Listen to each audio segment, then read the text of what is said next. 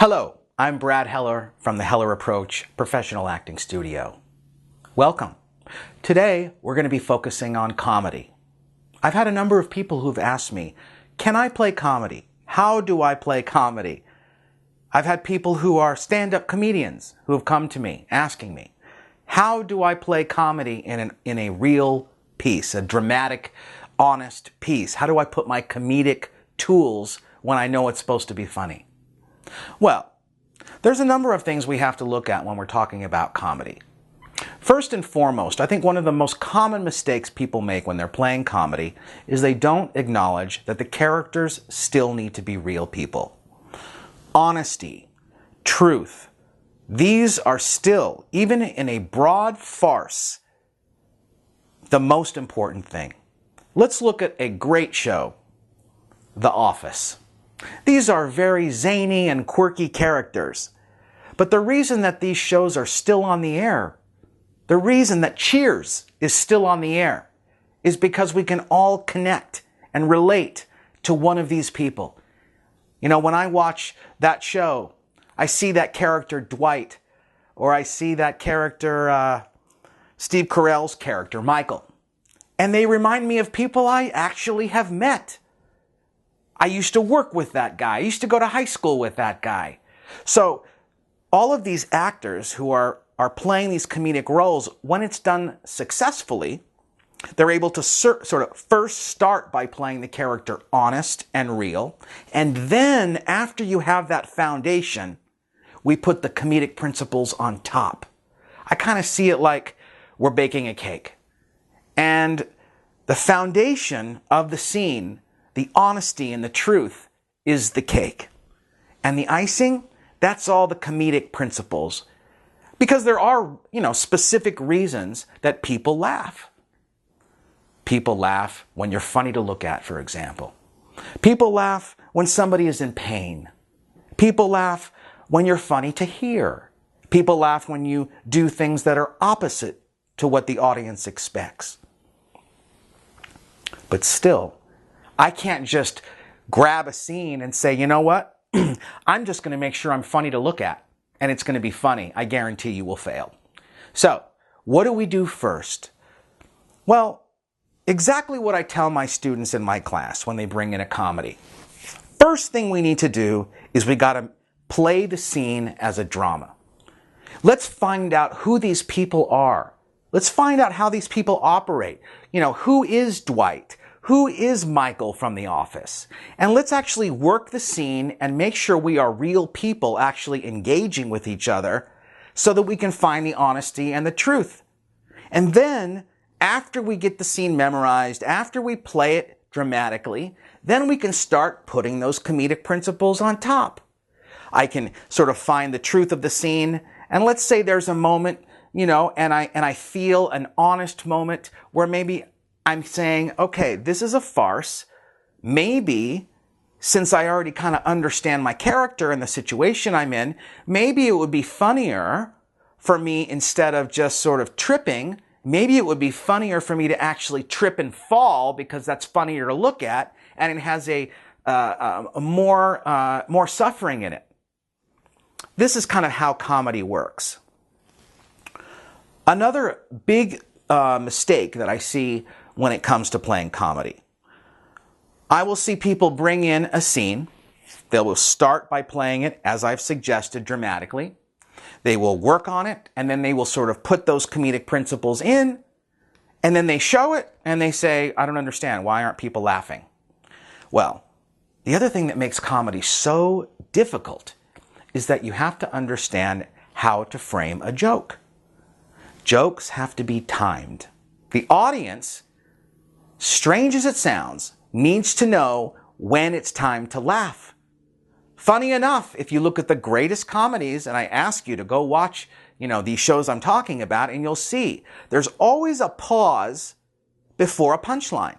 If there's a funny moment, there's a little tiny pause before it. And what that does is it lets the audience know it's time to laugh now.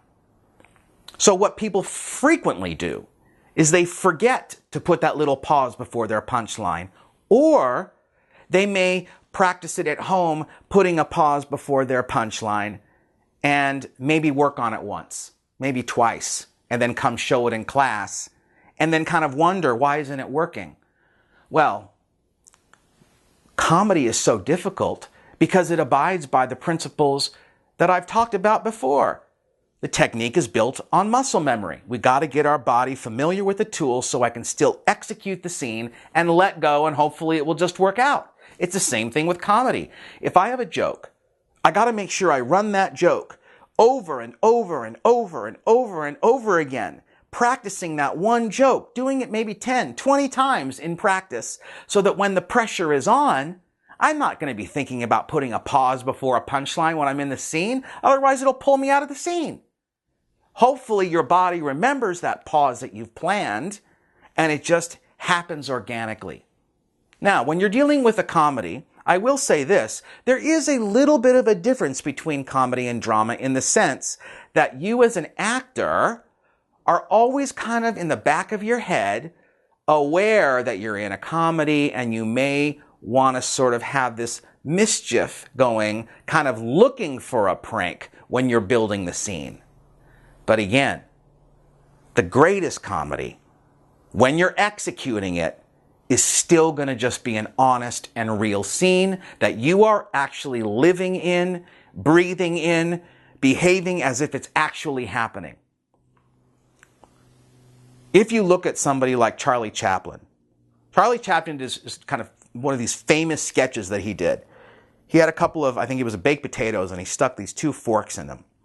And he did this gag where he was sort of dancing with these baked potatoes, like doing this whole thing with these baked potatoes and these forks. And everybody was like, oh my God, it's incredible. How did he do that? Well, from what I understand, the guy practiced doing that stupid little thing like 100 times before they actually filmed it. So that when the camera was rolling and everybody's watching and the pressure is on, he comes through. Comedy is the hardest style to play for this reason. Everybody thinks, I just have to be funny. If that was the case, then why is it so often that you see a stand-up comedian, when they kind of enter into playing a TV show, they fail? Frequently, it's because they don't understand that the character still has to be one that tugs on the audience's heart, that they still connect with, they still can relate to. Again, when you're playing a comedy, these characters, no matter how broad or funny of a scene you're playing, still have to be able to live on Earth and still abide by human behavior. Comedy, as I said, one of the hardest styles to say. In fact, Don Richardson used to say it's harder than Shakespeare. And I didn't understand that until he actually started showing me the principles. Now look, the reality is I can kind of give you a couple of tools here and there in these videos. But remember, as I've said, acting is like being a professional athlete. It takes training. It's no accident that the students who work with me daily, or even on a maybe 2 to 3 times a week basis, are booking work because they understand this principle. They need a professional coach who can push them and guide them. And then when I'm not working with them, when they go off on their own, they can use these tools and apply them to their own work and bring them with them to the audition where I won't be. It's, if you look at the greatest athletes, Roger Federer travels with his coach, greatest tennis player. If you look at, any terrific athlete, dancer, musician, they all need to be working on their craft and pushed and honing and working their craft on a daily basis. So again, go ahead and use the tools that I'm teaching you. But I encourage you either to find a way to come to Los Angeles and get involved in my group class. If you can't do that, take a couple of online Skype classes. What can it hurt? If finances are tough, I'll set you up with one of my associate professors. The cost is significantly lower than studying with me. So there really, in my opinion, it's such a worthwhile investment. At least this way you'll kind of understand what it takes to be an actor, really takes, so that, you know, you won't have any regrets later in life if you don't at least give it a real shot. You know, I want to just say thank you all for your support, writing in, saying nice comments, your questions. I love this sort of staying engaged with my audience. It's fantastic to know that people appreciate these tools and that they're actually using them. And, you know, some people do write in and they have questions, and I want to make sure that I can at least address some of them. This gentleman who wrote in, his name is, I hope I'm pronouncing this correctly, forgive me if I'm wrong, but it's Rach Het. The comment, thanks for a great job. Do you mean the breathing exercises plus the emotion word will train our body to remember the physical state? And what about when we are in the scene playing the role? Well, I do feel like what you're asking me is a fantastic question, and you've kind of addressed exactly what the technique is supposed to do. It's all about muscle memory. We teach our body, and then we just play the scene, and hopefully it remembers. We're so familiar with the name of an emotion that our body will actually feel something. If I say joy, I smile and I feel this little tingle. If I say panic, I feel a little tingle or something in my chest, and it kind of fills me with this emotional charge. It's not enough to carry us through a scene, though, which is why we do that breathing exercise. Because whenever we're emotional in any scene, in any scenario for that matter, there is a physiological experience that happens in our body. We always seem to get lightheaded, our heart rate goes up, we sweat, and so forth. Well, if we can take that word, the name of the emotion, and couple it with the breathing, then what we've done is we've taught our body to be emotionally charged in the scene by building it that way. So when I'm running the scene, I'm making sure that I'm breathing heavy when I am building the scene to get that intensity in the scene, so that when I just play it, my body remembers to sort of take over, and it just automatically, you get lightheaded there. It's an incredible thing. It's the same way you would play comedy. It's the same way you would learn a song if you're playing a guitar. You learn the notes, it's laborious, it's painful, which is akin to the breathing exercise, and then we just play. And your body hopefully remembers the notes. That's basically the same thing we're talking about here. I appreciate all our new subscribers. I mean, it's been just fantastic to watch. It's been, you know, we have so many fantastic subscribers who are asking for more, and we're going to keep them coming, because I appreciate the fact that you're watching and using this technique that I apply to my own life. In fact, watch out for a film that I am in. It's called Dancer and the Dame. It's starring Billy Gardell. It's also has one of our students, Tiny Ron, who is in it. And our guest teacher, David White, is also in the film.